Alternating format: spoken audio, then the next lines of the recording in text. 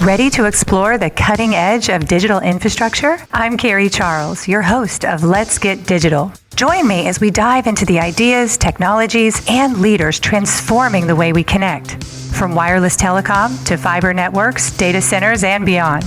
Sponsored by Broadstaff in partnership with RCR Wireless News. Now, let's dive in and let's get digital.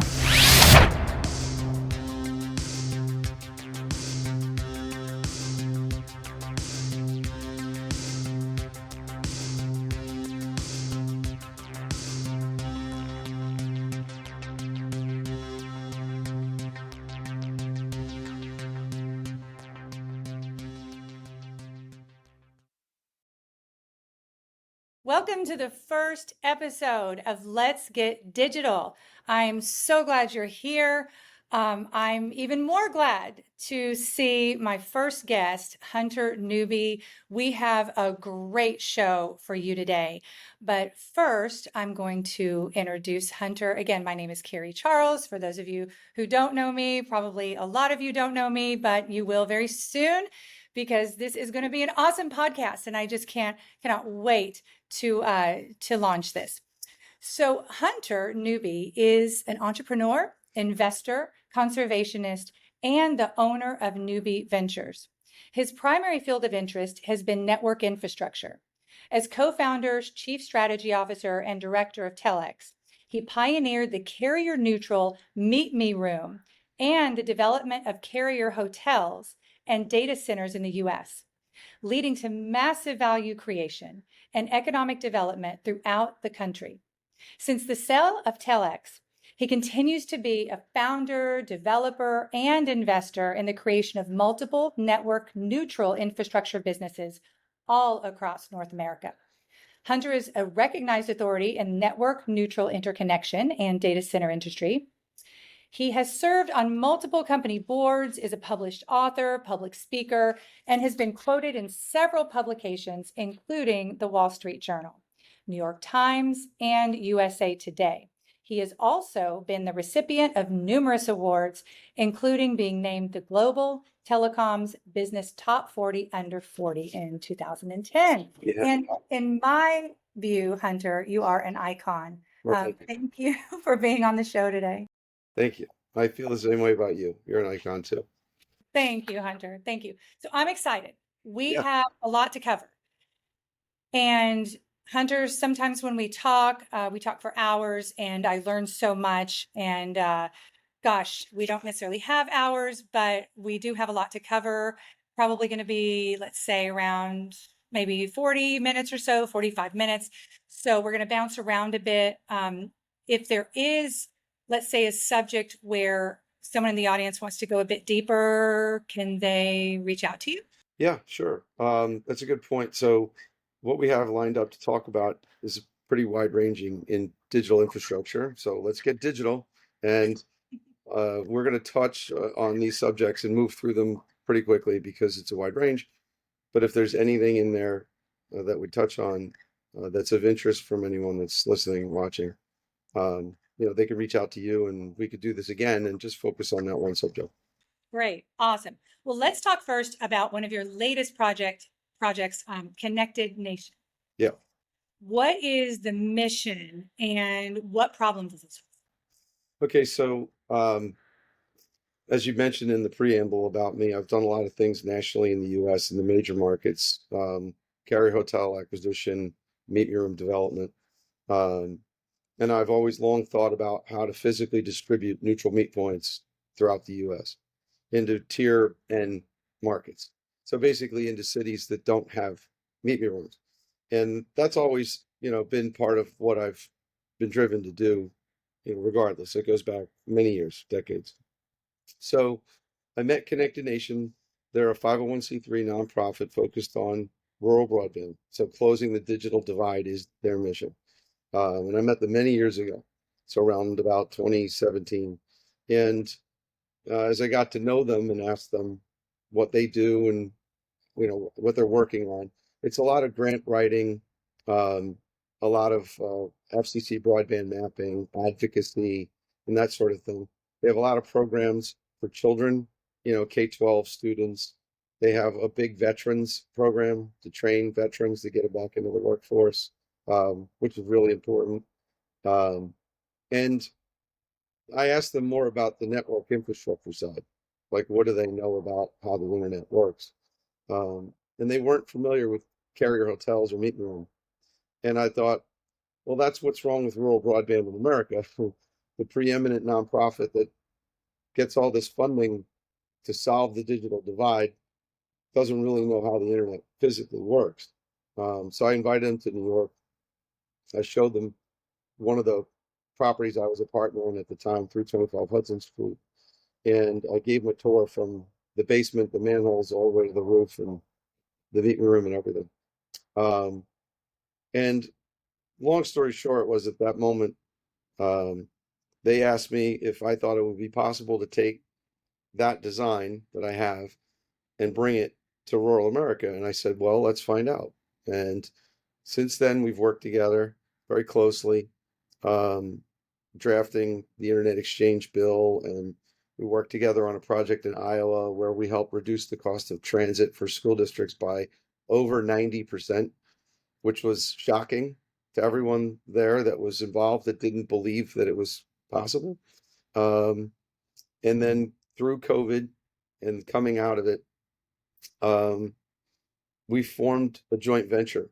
So one of my entities and the nonprofit own a Delaware LLC 50/50, and that's called Connected Nation Internet Exchange Points LLC. So that's our venture together. And we've diligenced the entire United States, partly their data research and partly mine. So for my part, I have an API into what's called Peering DB, which is a database online that's user generated or contributed content um, that highlights the location of every internet exchange in the world. So the facility it's in, the switch itself, and then the networks that are on that exchange or physically in that site. So the networks that are on internet exchanges are referred to as ASNs or autonomous system networks. And that's basically a number that is a given address for all the major IP networks and how they find each other on internet exchanges. So I don't want to get technical, but um, the partnership that I've formed with Connected Nation diligenced all the cities in the country, and it's of a population size of 200,000 or more, distance of greater than 100 miles to the next closest internet exchange, and a K-12 school district, grouping that pays on average more than $2 per megabit for transit. And coupled with the data that I have, which is knowing that there's no IX in that city, and then knowing where the next closest IXs are, a little map just appears. All these dots just come out and say, hi, we're cities that have big populations that have no internet, and we have to backhaul to other cities to get to the internet. And we mapped 125 of these cities. Um, and we're starting a build in Wichita with Wichita State University. So Connected Nation reaches out to the universities, mostly some municipalities, but predominantly big research um, and tech park institutions, research, land grant universities, and we secure land from the universities, usually minimum 40 years for free. It could be up to as much as 99 years, dollar a year kind of thing. And then they commit to work with us to launch it. So a lot of these universities have AS numbers, but they don't use them. So all of their student eyeball traffic is sort of, not visible on the internet. It's behind a transit provider. Yeah. So this will be the first time that these universities use their AS on an IX on their own campus. So that's a start, but that's not the end. Then that site becomes an aggregation point for all the local fiber to the home ISPs and all the wireless networks to aggregate and deliver traffic there instead of having to backhaul it hundreds of miles away. And localizing the internet to these points, it reduces cost, but it also reduces latency. And the reduction of latency is now more important than ever with inference and generative AI. But we'll get to that later. So that's where I'm going to stop. That's what my CNIXP partnership is about. It's underway. Oh, and we got a $5 million grant from the state of Kansas to build the building. So that's important. We're building a building, a modular neutral colo with manholes and everything to house an internet exchange switch. And I'll also mention that the internet exchange switch itself is operated by DKIX, the internet exchange operator from Frankfurt, Germany, who I have a very long-standing relationship with and friendship with, and they're really professionally, as far as I'm concerned, the best in the world. Um, they they have an appetite for expansion. They've grown into many cities all over the world, and they're in several in the U.S. now. They're the largest internet exchange in many cities in the world. So they're our partner for this venture. Hmm. So when it comes to bridging the digital divide, I know that that has been the goal of the BEAD funding, the Yes. infrastructure funding. So what are your thoughts about the future of BEAD funding, especially with our new administration? So great question. That's another one of those that could go really deep. So I'll just be Right. surface level about it. Um, BEAD was tremendous. It's a lot of money. A lot of states have already pushed their BEAD plans through and they've received their allocations. I'll just sort of repeat what I've heard from the Connected Nation guys who are really my, you know, lobbyist partners, if you will, in DC. Even though they're based in Kentucky, they're in DC a lot. They know all the governors and all the congressmen and all the senators. So it's great to work with them. Um, the money's federally committed to the states. The states have possession of it. So it would be very hard to take it back, number one. So I'm repeating what I've heard, but that's, believable. So with the government, you never know. But some of the states have already submitted their plans to NTIA and they've been approved and they're deploying the capital now. So it's underway. And it's a shot in the arm for the economy now because a lot of jobs and a lot of labor, a lot of materials will be put to work to build infrastructure. And generally speaking, BEAD was set up for fiber mostly. There's some other things, but mostly. And then internet exchanges and internet exchange points. I make note of this. There's a delineation between the two. An IX is an Ethernet switch, crudely speaking, and an IXP is the room or building that it's in. I know there's been some conflation of those terms over the past decade or so, and some people are a little uncomfortable with the delineation.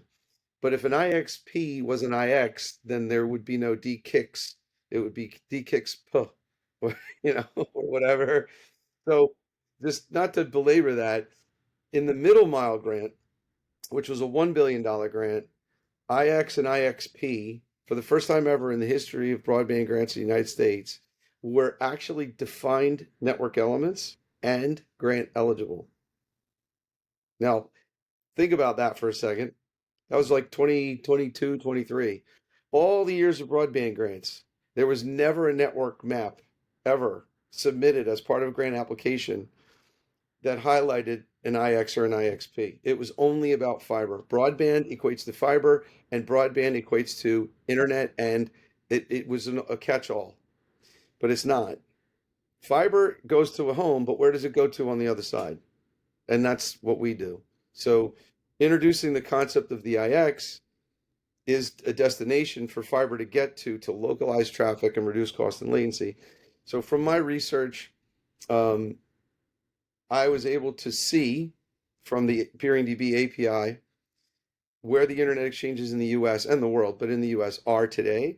And it showed me that 13 states in the United States today do not have a single internet exchange in their state. 13. Yeah. And there's another 13 that only have one, and it's very sort of fledgling, which means that half of the country is not served appropriately, and that those states have to backhaul to other states to get onto what we know as the internet, where the concentration of networks interconnect in, the legacy big cities, New York, LA, Chicago, Dallas, Atlanta, Denver. Nothing wrong with those cities, but what about all the other cities, What about Lubbock and Amarillo, and what about Wichita and Lexington and all these other places? So the research provides that the grants were created. It was only a billion.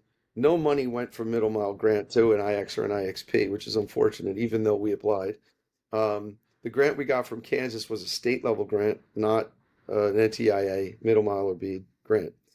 But BEAD speaks to fiber. It does reference middle mile, the middle mile grant definitions. But as I said, there wasn't a standalone application um, ability to apply for funds just for an IX and IXP. That said, the funds that are going to the states that have already deployed, and then the ones that are coming for BEAD, for fiber to the home or whatever, they're going to have a humongous influx of local capacity. And without a local exchange to bring that traffic to, it is only going to serve to cause an increase in the cost of the backhaul bill that that little local ISP that got that grant money is going to have to pay.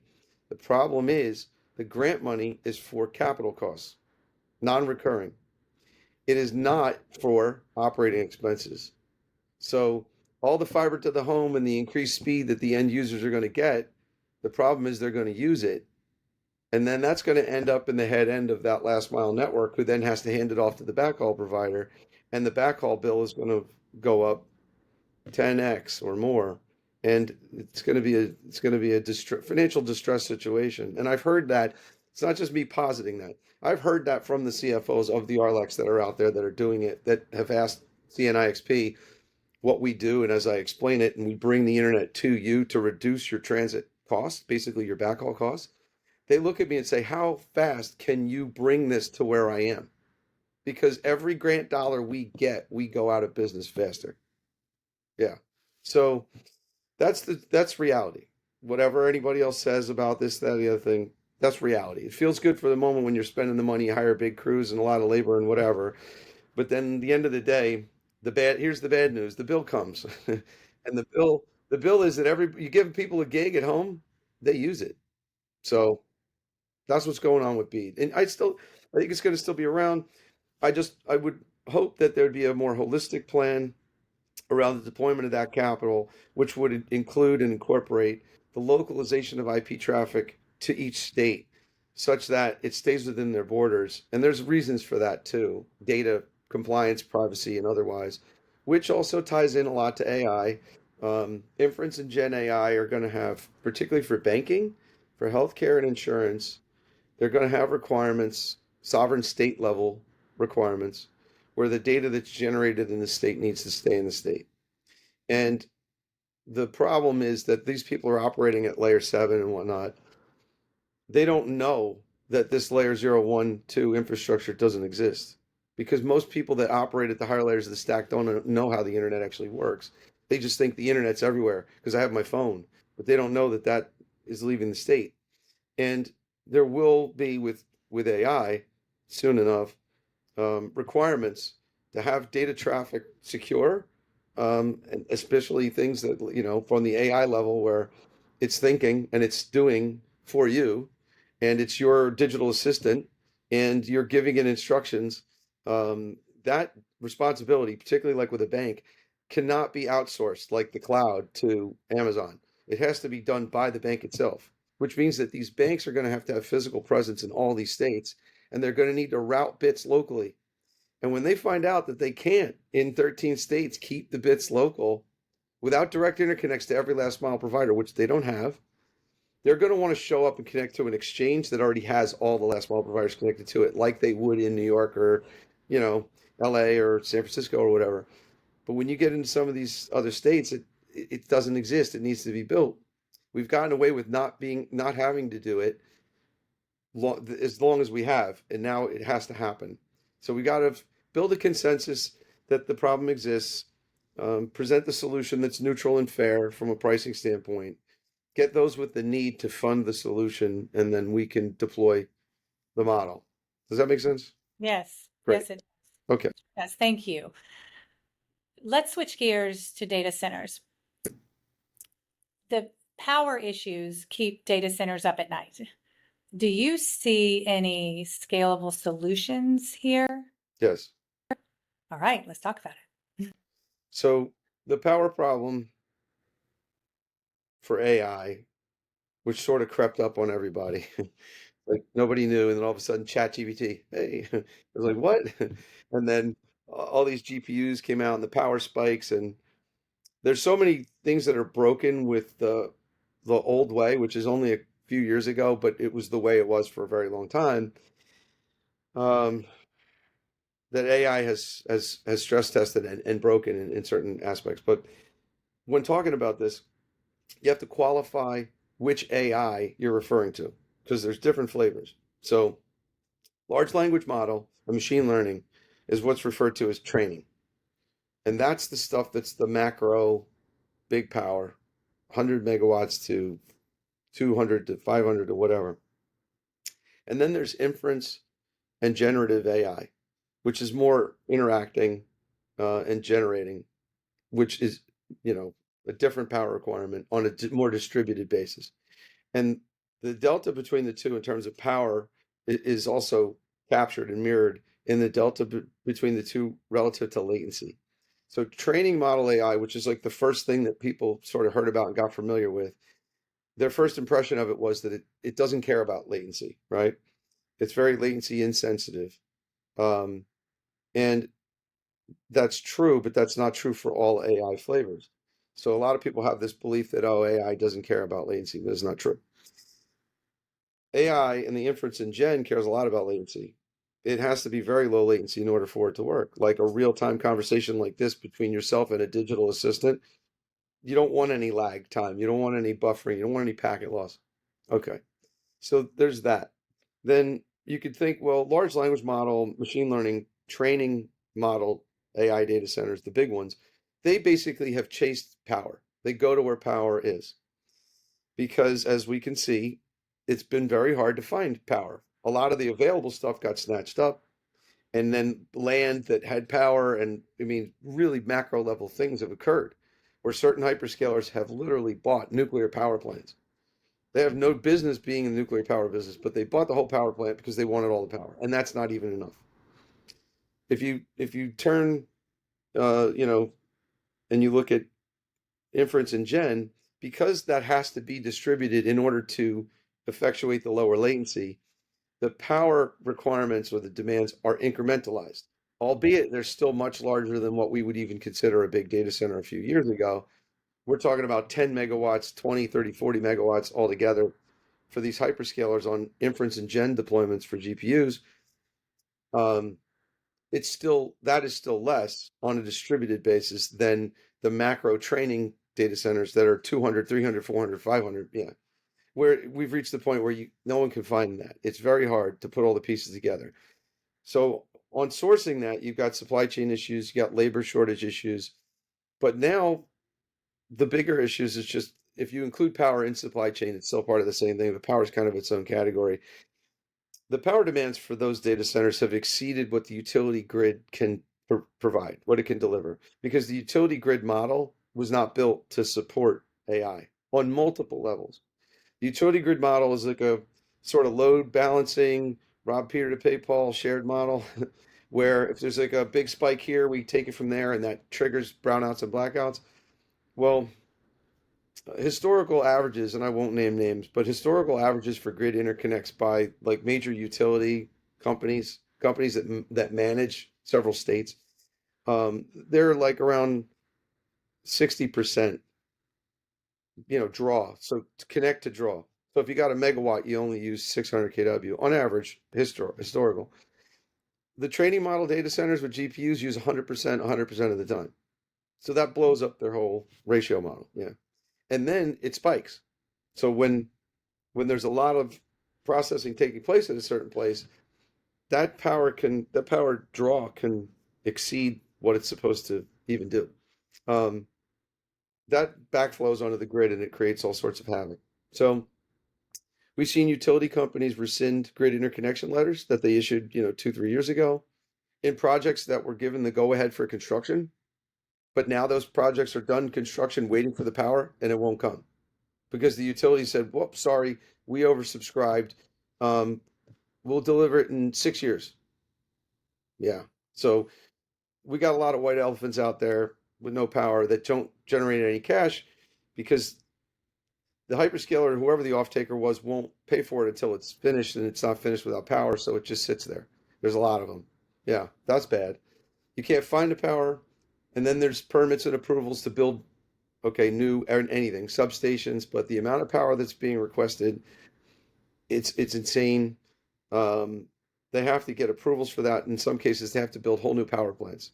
And these utility companies have had projections for years that they look out and they project things 7 years, 10 years out. And then AI came along and it blew those things, like wants all that power now and more. And they're not able to fund that. They can't really work that fast. They don't want to work that fast. It's a lot of risk. So they just said, pencils down, we're not doing anything. We have to review.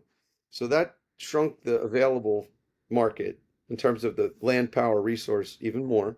And then now you got NIMBY. NIMBY, I've been saying this for 3 years. No one would listen. I said, there's some people that are really, really, it's not that they are wrong. They have a point. But if you don't try to contain that, it's going to spread like a brush fire, and it has. So now a lot of governors are here in big data centers, and they're getting a little leery because the local people come to these town hall meetings and they protest. And they say, I don't want to see the big power poles. I don't want to see big buildings with no windows. They don't do anything for us. There's no long-term jobs. Where's the real economic development from this? And why are we, the ratepayers, subsidizing their distribution lines? Why?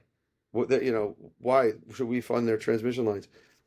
And they're not wrong, okay? But the model was set up that way, and the hyperscalers that got in on it early, in places like in Virginia, around Ashburn, they got a lot of their capex subsidized by ratepayers that aren't necessarily benefiting directly from that. And even if it were the case, they would say, hey, why do I have to subsidize it? Why don't you put your data centers in a different state? I could still get the benefit of the internet, but not have to fund it. And that's where not in my backyard comes from. I'm sure the tower people are happy that they're not the only one subject to NIMBY anymore. But yeah, that's again big subject. I could go super deep. I wanted to delineate training from inference and gen. The power requirements are definitely different. The headwinds are different for each. Um, but now we have a whole new thing that just occurred, yesterday, um, which is DeepSeek, and I know we're going to get to that later. But that that is going to change the way people think about how much power needs to be Let's talk about it consumed to run now. Let's the talk about it now. processes. Okay, well, Deep, so what is it and how's it going to impact AI, data centers, power? Let's get into it.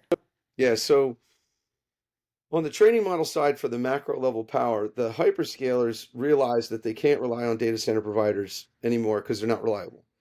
And it's unfortunate, but the data center providers were um, being given the responsibility to bundle in the grid power to deliver to the hyperscaler a finished product. But they've exceeded their ability, to deliver on these requests, commitments, even though the data center provider committed, the utility company rescinded. And then the hyperscaler was like, hey, we said do this by this day. And they were like, we can't make, the data center provider goes, we can't make them do anything. And then the hyperscaler went to the utility company and said, hey, you will do this by this day. And they said, no, we won't. We don't have to do anything. And it's like, ah. So the hyperscalers went to the DoD because let's not kid ourselves, okay? AI is a military operation. Just period. Don't think that this is about business or whatever. Everything is military first. I don't care if it's the highways in the United States or the electrical grid or whatever. Everything is military, and then it becomes some consumer thing. The internet, DARPA, it was military. I mean, everything, the microwave ovens, okay, Teflon, Kevlar, it all came from the military. So the DoD is frustrated that the hyperscalers can't get this done. So the hyperscalers go back to them and say, you fix it. So if you look back to September of last year, the DoD basically brought the hyperscalers to the White House, not to ask permission, to tell them this is what we're going to do. They didn't go to Congress. You go to Congress to ask for permission. You go to the White House to say, we're doing this. So they said, we're doing this. And then about 10 days or so before the inauguration, I think it was, Biden signed an executive order that opened up federal land for data center development and expedited permits, basically no permits, and all these other goodies. You can go read it. It was an executive order. It is there. So how and why? Because the hypers go to the DoD. The DoD says, look, we have tech that we're going to license to you and only you, the select few. And they're going to build these data centers to run this AI because it's a military operation. Get it done. Nothing can stand in the way. I don't care if it's snowing, raining. I don't care if you feel good or whatever. It's happening right now. Yeah. So, so one of the things that's not happening is some investors' concept of return on invested capital. That's not standing in the way of this military operation. So this license for power tech, I'm just going to leave it at that, that the DoD is receiving, and they're bringing the DOE in on it for cover. Okay, the DOE and the DoD are working together on this, the Department of Energy, to keep FERC and NRC and the PUC away. They say we got this. It's good, and then they put it on federal land, which could be existing federal land, or it could be a little principality carved out within a hyperscaler's own land that says this is now federal, like Vatican City or something in the middle. And and then that there's a room within a room within a room that the power comes from, and no one's allowed in there. That is exactly the same way it's set up on nuclear subs today. Yeah, the nuke sub power is in a room that's not the nuke sub, and that power is a license to power the ship. It's also in other ships, but we'll leave that for later. So the hypers get access to that on federal land, expedited, no permits, negative compliance, like we'll tell you what it isn't, but we'll never tell you what it is kind of stuff. And you can imagine that all these sites will sort of be like the ion colliders, like Brookhaven National Labs or Oak Ridge, where they have a nuclear power plant that powers the collider. Okay. Or, as I like to call it, Area 51. These will be all Area 51 data centers. No one's allowed inside. It's powered. What does it do? No one knows, and you're not allowed to ask. Behind a fence, behind a fence, behind a fence. Okay. That's for them. So you said, what are the solutions to this macro power problem? That's the one I came up with for the haves. The have-nots have to continue to fight in this land-powered, land permit, NIMBY, street fight, knives out. All right. Now we go over to the DeepSeek. DeepSeek, let me preface it by saying this. Better math and better code always wins. And the future is better math and better code. So if you could take 2 million lines of code and squeeze it down to one, you can execute on all the commands in a faster time frame using less energy. If you could take 1 million lines of code and squeeze it down to two, you can get a lot done a lot faster and with less energy. And that's sort of like what this is. So, people go, oh, it's China and they're lying and whatever. Read what they actually did. So what they did was they decided to use a different ratio for probability. So they wrote the code so that it doesn't have to be 100% accurate. 90% is good enough. So in saving that 10%, they can get everything done faster. It costs less. Now, how much did it really cost them to build it? I don't know. We could sit here and debate it. I think there's some semantics too. Like they say it costs $5 million to build this thing, which is like equivalent to ChatGPT, which costs $500 million to build. But how much of that cost is just the chips versus the chips plus the data center? I don't know. No one said that yet. So the buildings still cost real money. Land costs, labor costs, materials cost. Copper isn't free. Getting the price of copper down is not the same as getting the cost of a cycle down. But there's a trend here, and I'll just say again, this is a little macro analogy. 20 megabytes of external hard drive memory in 1988 was $700. And I know that because I bought one. Okay. It was my external hard drive to my Mac SC that I got with two floppy drives when I was a freshman at Drexel University, and I had to buy a Mac. And I'll never forget it because $700 is a big deal. I drove to Delaware to buy it to not pay sales tax because it was a lot of money. College kid, no money. So that was then. So I looked up the other day, yesterday, for this other call I did yesterday on DeepSeek. Um, what's external hard drive cost today? 2 terabytes, okay, for $60. 2 terabytes for $60 versus 20 megabytes for $700. The price just, and the performance like this. Here's the other one. In 1996, a meg of IP transit cost $3,000 a month. Today, 5 cents. Yeah. wholesale, 5 cents, 3,000 to 5 cents. So to all you people out there that built your revenue models on AI based upon how much you could generate per hour on an H100 or 200, you learned the day that Blackwell's came out. A month later, the price got cut by 60%. And now, the people that don't understand the algorithms, the math behind the AI, it's the same people that don't really understand how networks work and that they're actually physical things that have a physical home.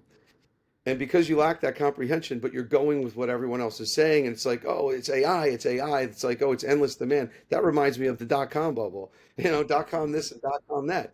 And that fueled companies that got funded, that went public, that then turned around and bought from the telecom companies who spent all this money building fiber and whatever. So when the dot-coms popped, that blew back onto the telecom, and they all went Chapter 11, 22, 33, and M&A. But we're still running on all that infrastructure that was invested back then, but a lot of people got wiped out. And unfortunately, DeepSeek has shown that just with the change in the algorithm, you can reduce the time and cost to produce the same or produce an output that's acceptable. Let's put it that way. It's the range within the range of acceptability. And for certain things, you don't want any deviation. Like, I don't know, remote surgery or autonomous driving. It's got to be 100%. But with other things, it could be 90%. Who knows? Maybe it could even be 70%. And it could take longer and not have to be as fast or whatever. So they're going to tweak the machine. And as they do, again, these are numbers that were stated, but it reduced the cost of power consumption to 1/10.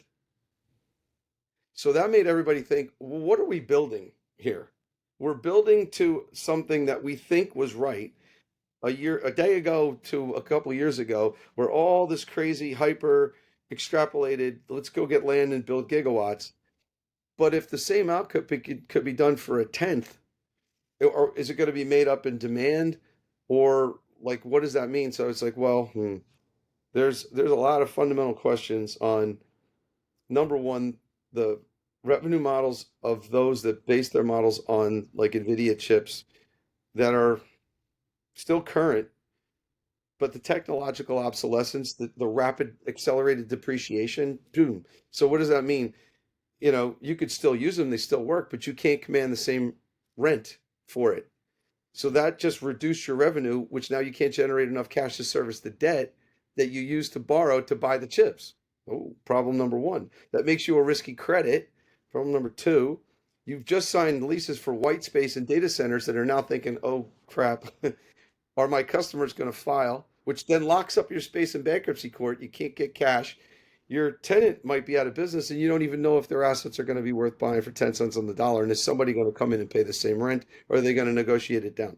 And if you're a data center owner and you just invested millions in CapEx to upgrade for power, now you're not getting a return on that investment.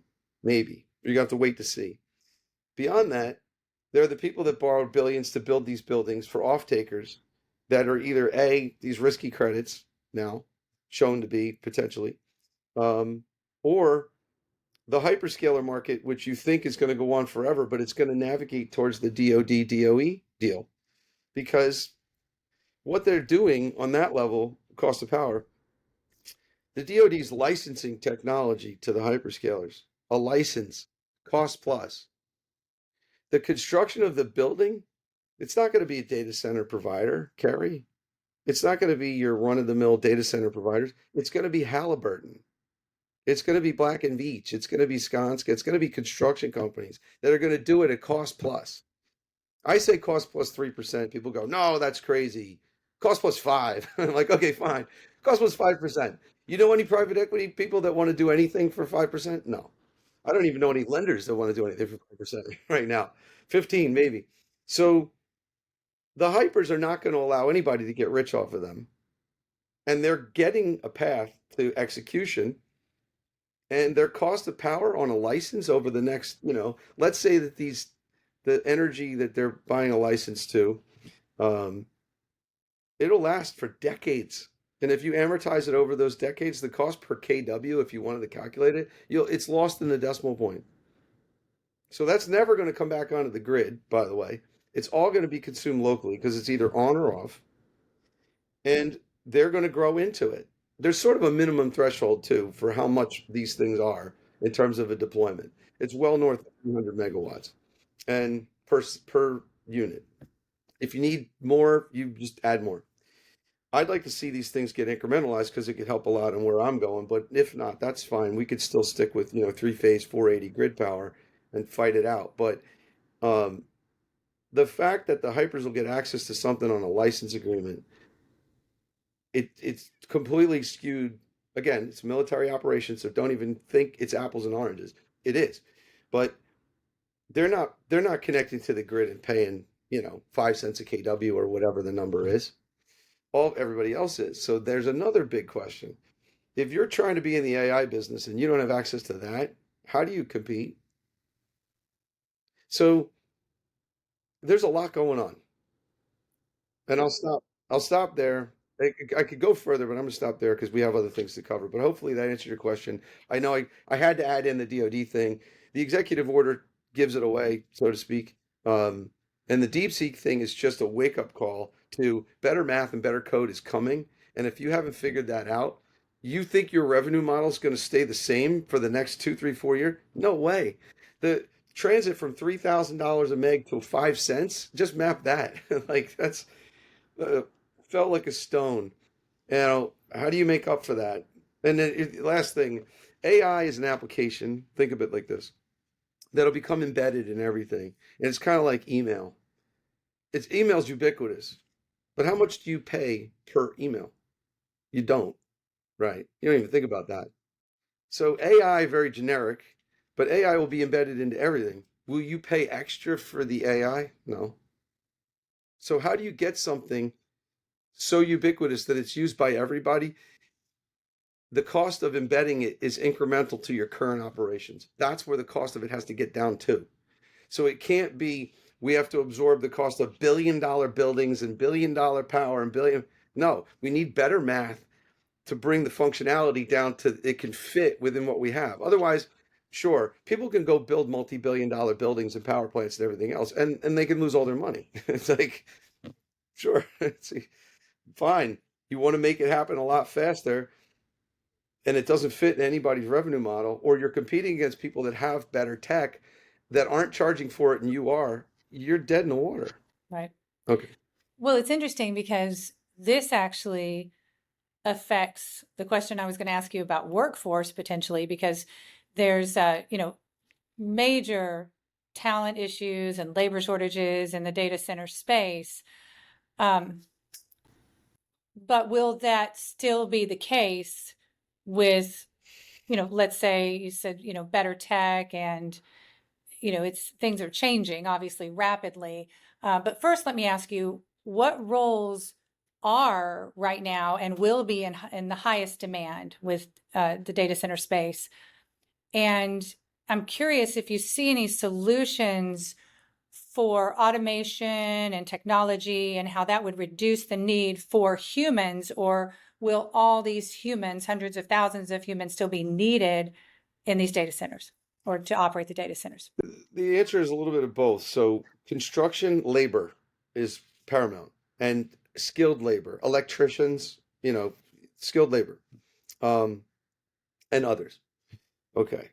Um, AI can be used to model and plan a more efficient site, which could mean that it takes less time to build and maybe less materials and parts and different things, which might require in aggregate less labor, either less people or less hours, but you can't replace the people and the time today that's necessary to construct anything, a data center or anything, a bridge, plumbing in your house. There's no AI robot yet today, although Elon's probably working on it. That's going to come in, and take out your, Len the plumber or whatever. You know, Len, I hope it doesn't happen, but Right. you know, or Mr. Sparky or whatever. Imagine an AI robot showing up to wire your 200 amp panel in your house. That we're far from that. Um, but data centers there could be more intelligence on the front end used to do the design that causes less hours to be needed. That's the only impact that I see. Um, it does feel a little Terminator Cyberdyne systems, where we're building the machine that eliminates us. But I'll say this. for all the people that are concerned about that, because we are all science fiction buffs, right? At the end of the day, anyone in this industry, um, we have to learn how to adapt the technology into our lives because where we're going, without that, we can't compete with whatever's out there because it uses it and we don't. We need to, and this is a transitional period. We're getting acclimated. And yeah, sure, a lot of the things that were done by hand by humans can be replaced by machines, but that's not any different than saying I have an iPhone and on my phone I have a calculator. And this isn't mine. Somebody else said this, but somebody was like whatever, some meme or cartoon about kids in math class in like whatever, sixth grade, and the teacher's like, you have to learn how to do math by hand because you won't always have a calculator in your pocket. Well, now we do. Yeah. So Right. the kids have the last laugh and go, I do have a calculator in my pocket. That's basically like using AI. It's cheating. I don't know how to do the math. I just put in the thing and it gives me the answer. We've been using AI in a very rudimentary form for a long time. It's scaling that up and how that helps us. Now, what's nefarious is the code. What is the intent of the code? And I have a whole nother 2 hours with you on this, but do I trust these big guys that are getting this deal from the DoD that their intention is pure and good for the good of betterment of humanity? No, based on what we just went through in the past several years of censorship and everything, I don't trust them. Zuckerberg was like, we had to censor people, but we were made to, but now we're good guys. Dude, no, come on, man. Like, you're either a good guy or you're not a good guy. So the code of the intention behind the code behind the AIs is really important because if you had your calculator and you put in 1 plus 1 and it said 3 and you just blindly believed it, you would think 1 plus 1 equaled 3. That's kind of like an AI that has malintent. It could give you an answer that's kind of true but skewed ish. And that would be like 1 plus 1 equals 2.01. It's two, close enough. And you're like, all right, fine, I'll let it get away with that. And over time, it works on you until you believe that it's true, but you're off. And now it's got you going in the direction it wants you to go in. That's what you have to watch out for with the code and the AI and how it's written. And there's battles on that. Elon's talked about it and, open AI and all this other stuff. And I'm not gonna I'm not gonna weigh in on that because it's happening, but it's a race. It is a war. Like it's a war because if China can win, they're authoritarian from the top down. Power, not a problem. Cost, not a problem. Everything's free. Build it, make it happen. And then all of a sudden, they have the biggest AI and they have all the data. Then their intent is what gets implemented. You see? It's really interesting. It's like the TikTok ban. How's that impacting people's minds by what they feed people based on different algorithms of who they are, their age, where they live? And over there, they get sent math problems to do, and over here, we get cat videos. That that's that's real, and all of that requires infrastructure. And here we are digging holes and building buildings to create the prison we all live in. So I'm very cognizant of that, and I just keep an eye on it while I still build out network infrastructure because it's a double-edged sword. It's a love-hate, you know. I need it, but I don't want it to be used against me. But if I don't build it, I'm not going to have it, and I'll be weak anyway. So I might as well build it, and I got to make sure it works out. It's complicated. Boy, is it complicated. But the news sure is interesting lately, right? Um, I'm curious your thoughts. One last question about Trump's $500 billion AI venture, Stargate. I've read that it's supposed to create hundreds of thousands of jobs, transform the tech industry. What will be the impact of this on digital infrastructure, I mean, really on jobs as well? Is that true? Are we going to see hundreds of thousands of jobs? I hope so, and I believe so. And Trump likes to make big statements and get people's attention, and he says things that get headlines and captures their attention, and it's like a distraction. Like here, look at the ball, go get it. Like Gulf of America, and we're going to buy Canada and Greenland. I mean, that's all great, um, and it could all very well be true. We'll see. It's not without precedent. The United States took over Hawaii. It was a sovereign nation. It became a state. There are other examples. Um, but as it relates to Stargate, first of all, pay attention to the name Stargate. So Stargate's is a movie, a show, but it's also indicative of something else that Trump did in his first term, which is the creation of Space Force. And yeah, that's a big deal, a big, huge deal, big, super big, really big deal. Pay attention to that. And then behind that is SpaceX. And then behind that is Starlink. Pay attention to all these things. They're all very important things and they're all interrelated things.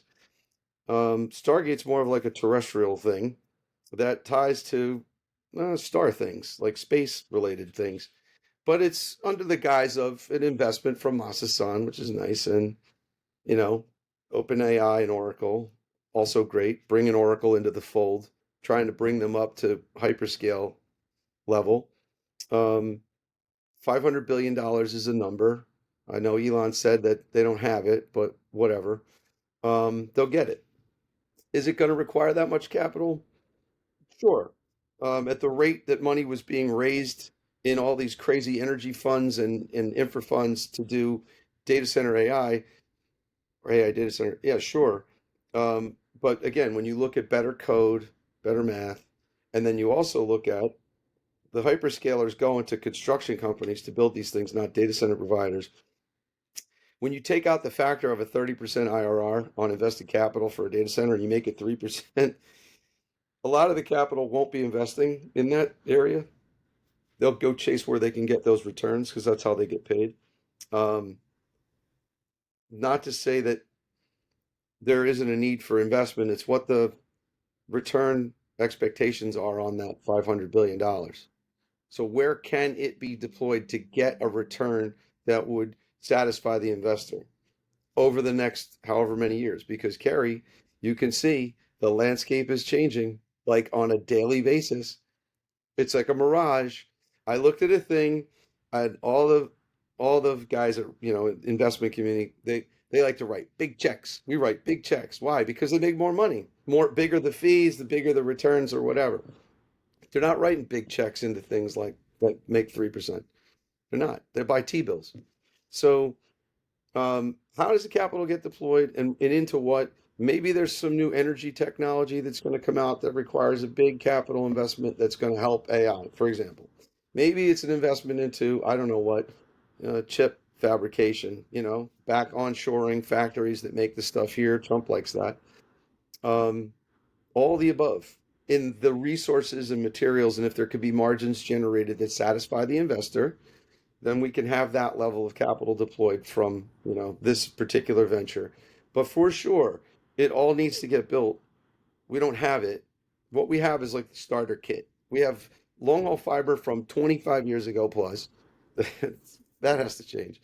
We've got distributed interconnection facilities, neutral, that don't exist that need to, for cities like Wichita that have the population that justifies it. And poor Wichita has to backhaul all the way to Kansas City, Missouri, and to Denver every second of the day.